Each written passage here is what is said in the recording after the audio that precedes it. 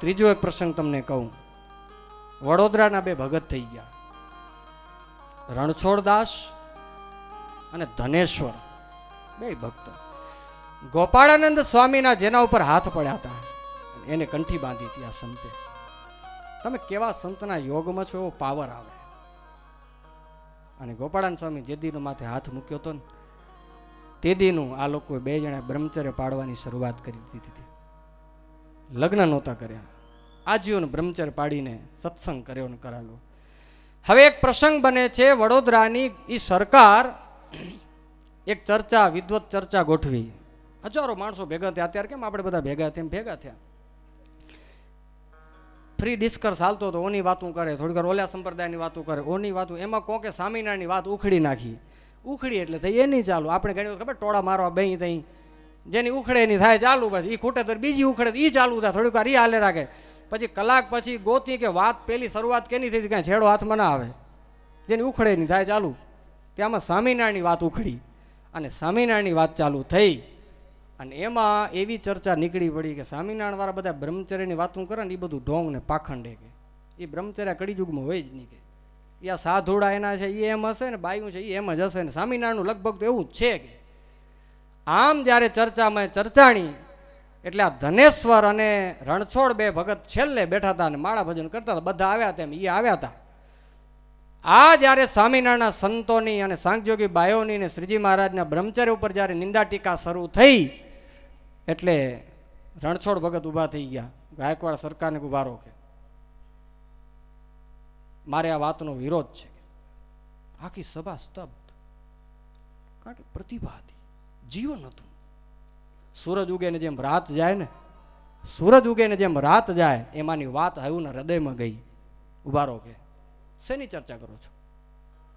આ સંપ્રદાયના સાધુ, આ સંપ્રદાયના સાંખ્ય જોગી બહેનો અને સંપ્રદાયના પ્રવર્તક સહજાનંદ સ્વામીના બ્રહ્મચર્ય ઉપર તમને શંકા છે? વાત અમારે કરવી નથી. અમારા ધર્મમાં ના પાડી છે પોતાના મુખે પોતાના વખાણ ન કરવા. પણ આજે જ્યારે અમારા સંપ્રદાય ઉપર તમે વિના કારણે જ્યારે નિંદા ટીકા શરૂ કરી છે ત્યારે મારે એનું પ્રૂફ કરી દેવું છે. અને રણછોડ ભગત જેમ સિંહ ઊભો થાય એમ ઊભો થયો અને કીધું કે આ જાહેર સભામાં ધગધગતા અંગારાઓ હાજર કરો ગંભેલું ભરીને. અમારા સાધુ અને સાંખ્ય જોગી અને સહજાનંદ નહીં, હું પણ બ્રહ્મચર્ય પાડું છું અને મારા બ્રહ્મચર્યનું પારખું આ સભા વચ્ચે કરી દઉં. અને ભક્તો એમ કહેવાય કે વડોદરાની હજારો માણસોની વચ્ચે ધગધગતા અંગારાનો ટોપલો ભરાઈને આવ્યો. અને રણછોડ ભગત કીધું મારા બ્રહ્મચર્યમાં કાંઈ જો ક્ષતિ હોય તો મારા ખોબામાં નાખો બળબડતા અંગારા કે. અને ભક્તો આ હરિભગતની ખુમારી જુઓ. અને આમ ખોબો ધર્યો, આમ આમ ધરાય. તમને કહો કાજુ બદામની મુઠ્ઠી ભરે ને કેમ આમ ખોબો ધરો, એમ ખોબો ધર્યો અને મેં ધગધગતા અંગારા નાખ્યા અને માણસોની આંખો ફાટી ગયા. હા શું કે? અને આ એમ થયું હાથમાં બળતું નથી. રણછોડ ભગતે કીધું વાતો કરનારા ઉભા થાવ. સ્વામિનારાયણનું બ્રહ્મચર્ય ખોટું છે અને સ્વામિનારાયણના સાધુ સાંખયોગીનું બ્રહ્મચર્ય ખોટું, ઉભા થાવ અને તમારા બ્રહ્મચર્યનું પારખું કરવા માટે આવી જાઓ. અહીંયા આવો, ધરો ખોબા. વાઢો તો લોહી ન નીકળે, ઓક્સિજનમાં હાલે ગયા બધા, કોમામાં બધા. અને ત્યાં તો બીજો સિંહ ઉભો થયો, ધનેશ્વર. સાંભળી લો, આ તો અમારા જીવનના બ્રહ્મચર્યની વાત કરી. આ મારું ધોતિયું બ્રહ્મચર્ય પાડે, ધોતિયું. રણછોડને કે વડા જ કે બા આમાં નાખ, ધોતિયામાં નાખ. ક્યાં કે ધોતિયામાં અંગારાનો ધોબો ભરીને રાખ્યો નહીં, ધોતિયાને ધગધગતા અંગારા બાળી ન શક્યા. ભક્તો આ હતા આપણા હરિભક્તોના બ્રહ્મચર્યની ખુમારી. આ સંપ્રદાયના પાયામાં આ પુરુષો હતા અને એની તાકાતથી હું અને તમે ઉભા છીએ. આ સંપ્રદાયના પાયા, આ સ્ટોન, પિલર સ્ટોન હતા અંદરના.